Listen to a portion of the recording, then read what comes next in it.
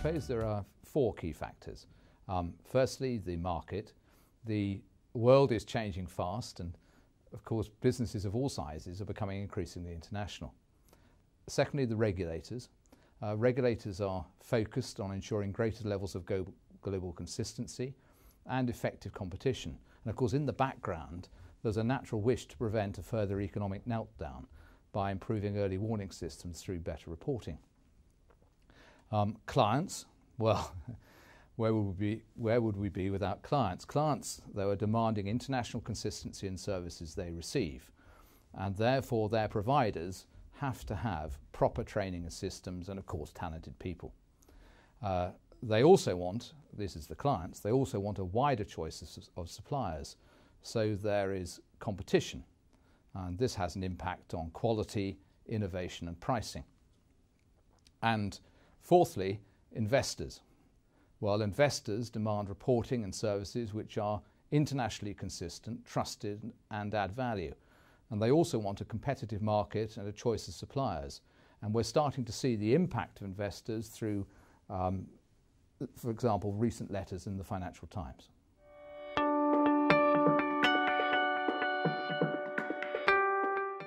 Well, interestingly, the accounting world today is dominated by networks. People think that, for example, the Big Four are four major organisations. Well, they are, but what's hidden within that is that PwC, for example, is actually 150 businesses.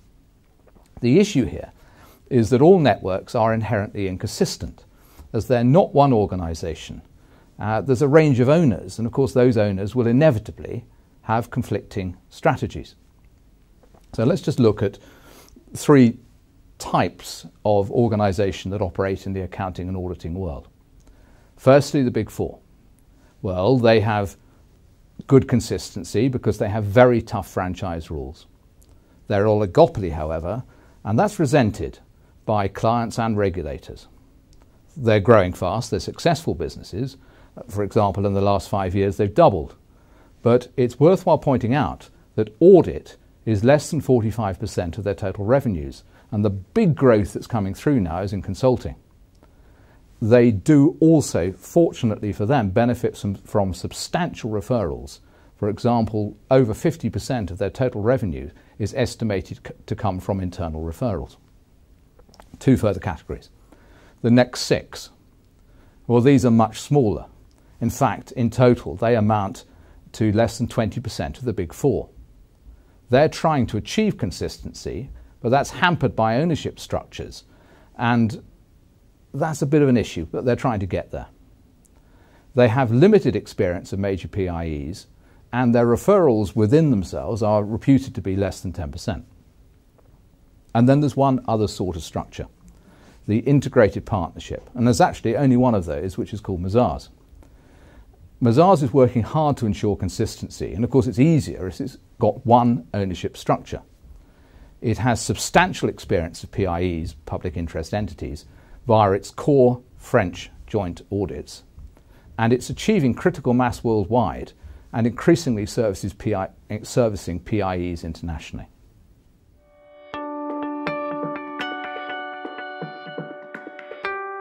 Well, I think there are going to be three big disruptors, actually. Firstly, there's the European Union. Now, the European Union wants to encourage competition, audit quality and governance through, well, it's decided through a stricter tendering process. And of course, as part of that, it's encouraging joint audit, both as a learning process and as an end in itself. China, well, China wants Chinese practices to work with state-owned enterprises, SOEs, in China and as they grow internationally. It dislikes the American-dominated Big Four controlling audit in China and worldwide. So it has stated that it is going to build three major international practices. And the third disruptor are the investors, because they're starting to demand major PIEs consider mid-tier firms.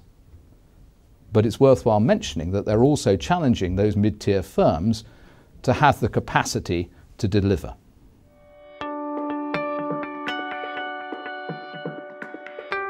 Well, interestingly, within 10 years, we're not going to be just the old big four.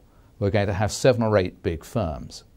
That's the existing 4, plus the 3 from China that they've announced, and therefore it will happen, plus perhaps one other. Now, what are the criteria for getting into those extra firms? There are really 4 criteria. Firstly, there has to be critical mass in each major economy. Secondly, there has to be a coverage in at least 70 other countries, and you're going to have to be in the top 10 in China. Thirdly, you're going to have consistency in every location. And fourthly, you must have major PIE clients, perhaps via joint audit. Now, once those criteria are satisfied, then the organisations that satisfy them will see a sudden, sustainable and substantial growth in fees, both in their domestic markets and through international referrals. However, the big 4, well, what's going to happen to them? Well, they're going to be challenged. They're going to be challenged internally as they focus on consulting. They're going to be challenged by regulators who wish for more competition.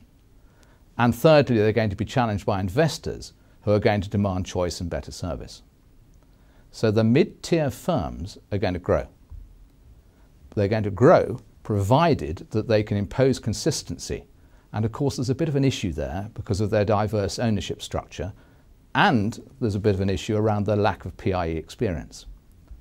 The big beneficiary of these recent changes, whether from the EU, from China, or from pressure from investors, will actually be an organisation called Mazars, because of their integrated partnership and existing substantial experience of PIEs.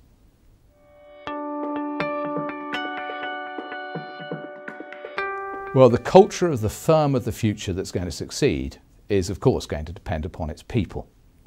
And any firm that's going to be one of the great ones is going to have to make certain it recruits the right people, trains them, and then retains them.